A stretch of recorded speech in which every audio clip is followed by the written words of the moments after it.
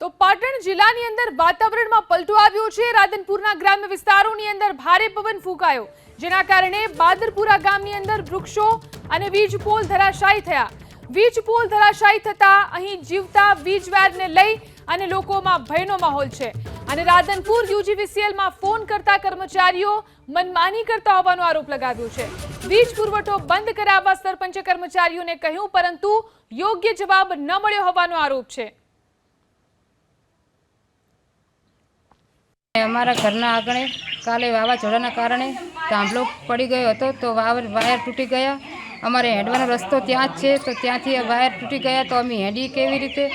અને અમે ફોન કર્યો વિદ્યુત બોર્ડવાળાને, તો ફોન ઉપાડ્યો નહીં। અમે સરપંચને ફોન કર્યો, તો સરપંચના ફોન પણ નહીં ઉપાડતા રહી।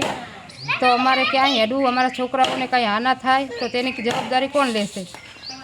અમારે ઘરની આગળ પણ વાયર પડ્યા છે, અમારે ક્યાં હેડવું, કેવી રીતે રહેવું?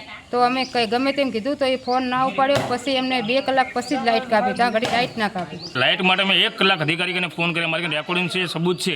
અધિકારીઓ ડાયરેક્ટ એવું કહે છે કે સામે જે ફોન ઉપાડતા નથી, તો અમારે લાઇટ બંધ કોણ કરે? તો આ લોકો રાતે ઘરમાં, હું રાતે આવ્યા પછી અધિકારીની ગાડી આવી મોડા, લગભગ 2 કલાક પછી, બરોબર। અને આ લોકો ઘરમાં પૂરી રહ્યા હતા, નાના બચ્ચા હતા, કોઈની જાનહાનિ થાય, બરોબર। એના માટે મેં લાઇટ બંધ કરવા માટે એમને રિક્વેસ્ટ કરી, પણ કોઈ મને યોગ્ય જવાબ ના આપ્યો। રાતે 2-3 જગ્યાએ ફોલ્ટી અમને વારંવાર રજૂઆત કરી છે કે વાયર લીક છે, ધાંભલા પડી ગયા છે, પણ કોઈ અધિકારીઓ ધ્યાન આપતા નથી। એટલે તાત્કાલિક મારી સરકારને વિનંતી છે કે આવા અધિકારી ઉપર પગલાં લે, ને કે આ લોકોને બદલી કરે ને તાત્કાલિક સસ્પેન્ડ કરે।